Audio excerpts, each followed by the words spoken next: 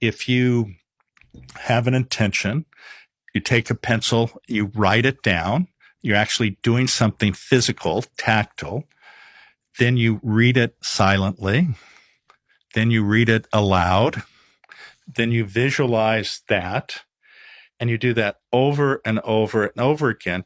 What that will do is then embed that into your subconscious. And then these different cognitive brain networks get activated. Now, can we unpack that just a minute? Sure. Because everyone that listens to this loves to make sure that they just got the instructions from you, Dr. Doty, because I'm like hanging on every word. And so there were a couple steps to that, because you had the physical pencil, you had the act of writing, you had this moment where, if you're watching on YouTube, you saw it, but if you're listening, let me describe it. He sat back in his chair. He put his hands kind of in prayer at his chest, closed his eyes, and he started talking about repeating the thought. Is that the chain of events that you do to encode it in your mind? Yes, absolutely. So will you walk us through it one more time?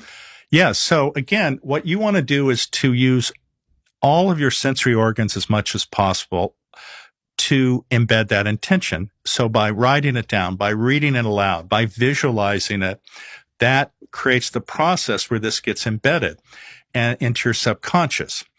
And what happens is once you get this embedded, it activates different parts of your brain. And without getting too technical, one is something called the default mode network. Is that the same thing as the reticular activating system? No. Okay. But they're related. Okay. So the default mode network. Yes. So this is what happens when your mind wanders or you're daydreaming.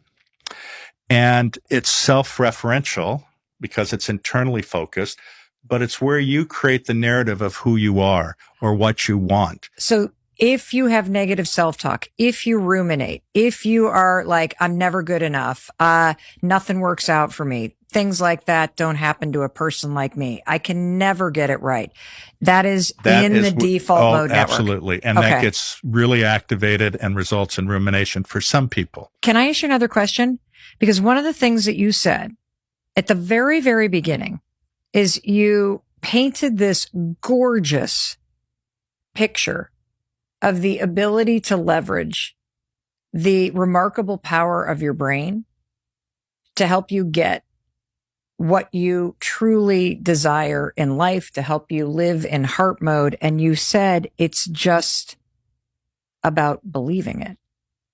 And part of the reason why we have trouble believing it is because of the default mode network and all of these stories you've repeated over and over and over again.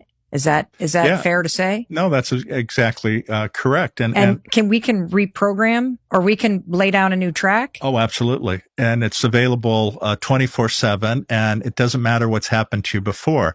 You know, so many people get fixated. Well, I don't deserve this because of. We all deserve it. So once this gets embedded and you create the narrative of who you want to be or how you see yourself, what you're doing is you're creating salience. Okay. What's that word mean? It means making it important. Okay. Once something is important, this activates what we call our task positive network. And the task positive network has three parts. It has the salience network, it has the attention network, and then it has the executive control network. And once something is salient, what you're basically saying is, this deserves my attention.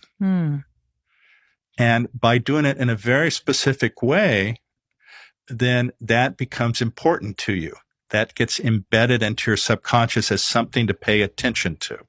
Once that is defined as something important to you, then that activates your attention network, so that then you cognitively focus your attention on whatever that intention is. Okay. Once those are activated, and I use the analogy in the book, it's as if you have a file cabinet and you put this file into the file cabinet that says important stuff. And once that is there, then the attention network is activated, which is, as an example, a bloodhound that says, okay, now there's something there. I need to track this down and figure out what's going on here. Then you activate the bloodhound, and then that gets released. And then once that attention is focused, then it starts looking around through all the possibilities in your environment. And as soon as it identifies one, then your executive control network is activated, which in some ways is the thing that chases down what is in your subconscious. And this is how it works. There is no magic here. This is fundamentally basic neuroscience, and it's something that we all have the ability to master by just doing these techniques whereby you are able to embed your intention. You do it over and over. And it's not as if one and done. And what I mean by that is some people wake up, and this is like a New Year's resolution. I'm going to do this January 1st. And then January 1st comes and you already fail the first day. You have to not have excessive expectations at first. What I mean by that is these are based on habit. What happens with habit? You start small. You don't sit there and say, I'm going to lose 100 pounds in the next month. You say, I'm going to try to modify my diet where I'm not drinking sodas. That's the first little one. And each of these little wins strengthens you to actually then do the big thing ultimately. So you don't start by running a marathon on day one. You start by getting up out of bed and walking around the block.